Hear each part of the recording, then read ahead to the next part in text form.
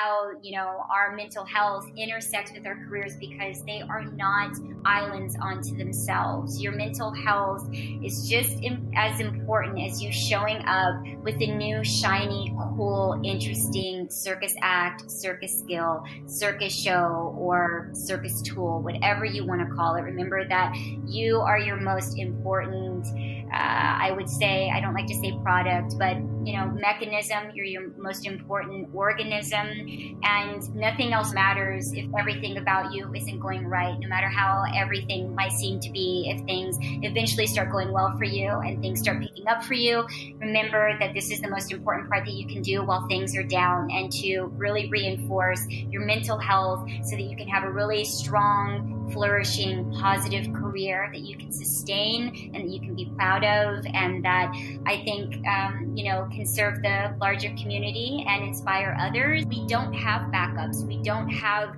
the luxuries of saying this is an actual human, real emotion that I'm feeling, that I want to be able to move through and have guidance in and around how to process. We usually know I'm the only one here. I have to show up today. And if I don't show up, I could suffer prolonged effects to my career, and that could affect me for years to come. And we do know that. We are in a very sensitive environment where things stay with you much stronger and more negatively, I would say, than they do in other environments, in terms of making sure that things don't come back on you in terms of reputation. We are a small group. People speak on things and people share things, and things can travel fast. But I do find most oftentimes a lot of us are grieving in a lot of different capacities and ways.